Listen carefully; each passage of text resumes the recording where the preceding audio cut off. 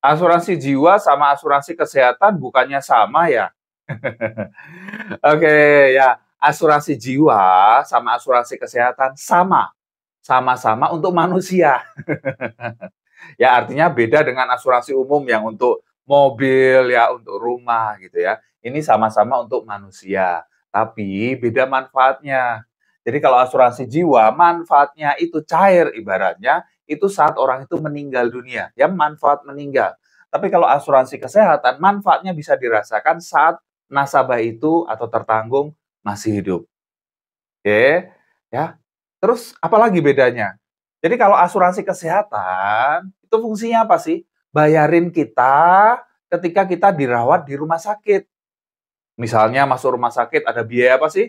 Ya biaya rawat inapnya, ya kamarnya, dokter, obat-obatan, kemudian kalau butuh operasi ya dan lain sebagainya, ambulan dan segala hal yang terjadi di rumah sakit itu di-cover oleh asuransi kesehatan.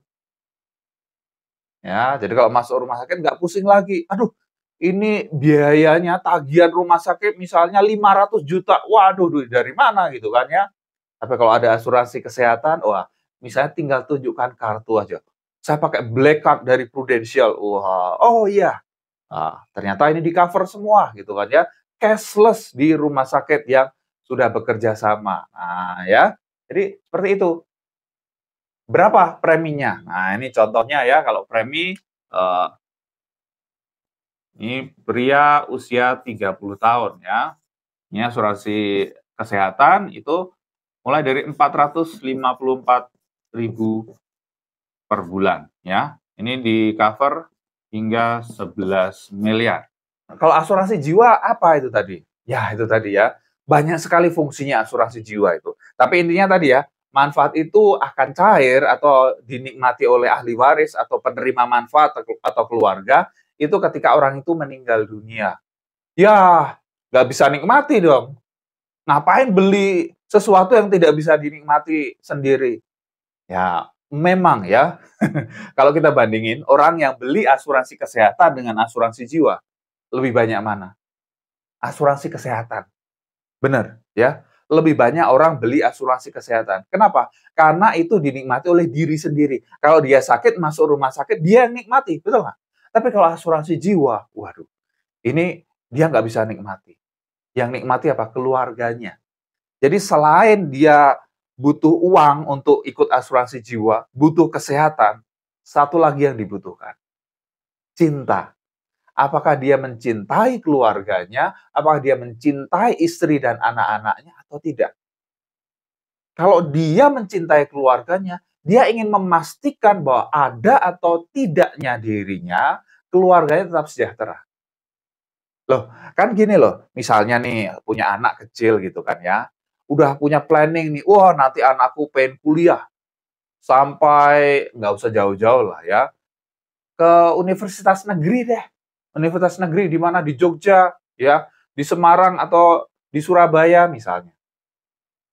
Nah, semua itu ya dengan satu asumsi, ketika pencari nafkahnya itu masih bisa produktif, betul nggak? Tapi kalau tiba-tiba di tengah jalan pencari nafkahnya tiada, terus gimana rencana-rencana tadi? Pengen kuliah ya, kemudian rumahnya misalnya nyicil itu selesai. Nah, kalau belum selesai, orang ini meninggal dunia, ya. Kalau ada asuransinya, ya rumah itu akan lunas gitu kan. Kalau nggak ada asuransinya, ya itu harus harus melunasi atau disita oleh bank, ya. Kemudian apalagi rencana-rencana yang lain. Nah, itu akan buyar semua ketika pencarian nafkahnya nggak ada. Nah, asuransi jiwa itu berfungsi untuk memastikan bahwa ketika pencarian nafkahnya tiada, tetap keluarga itu tetap bisa melanjutkan kehidupan dengan baik. Ya, dengan adanya uang pertanggungan atau santunan yang cair yang bisa dipakai oleh keluarga. Dipakai untuk apa? Yang pertama misalnya, backup dana pendidikan anak. Anaknya masih kecil gitu ya. Ketika tiba-tiba orang tuanya nggak ada, terus gimana? Nah, ini santunan ini bisa dikelola misalnya oleh istrinya, ya, untuk biaya pendidikan anak. Yang kedua misalnya, biaya pemakaman. Ya, biaya pemakaman Bagi sebagian besar orang mungkin tidak terlalu besar. Tapi ada ya daerah-daerah tertentu itu harus pakai acara khusus dan lain sebagainya. Itu besar loh, ya. Kemudian apalagi, "Oh Pak, saya udah mewariskan properti rumah," tenang aja lah. Tunggu dulu ya. Kalau kita mewariskan properti misalnya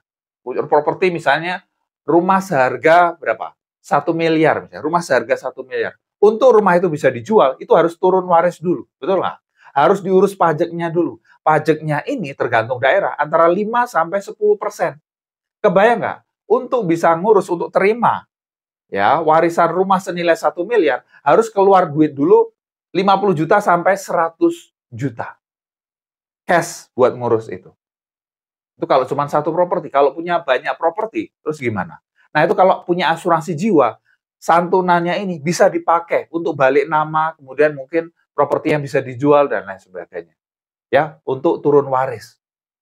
Apalagi banyak sebetulnya. Ya, untuk warisan anak-anaknya supaya anak-anaknya lebih sejahtera dan lain sebagainya. Ya. Jadi seperti itu. Berapa preminya? Nah, tergantung kebutuhan tadi ya, tergantung kebutuhan.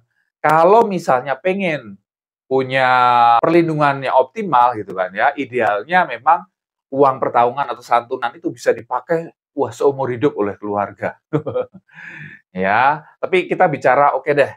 Ya minimal deh sampai keluarga itu bisa ya minimal bisa beradaptasi. Secara umum dari survei itu 10 tahun.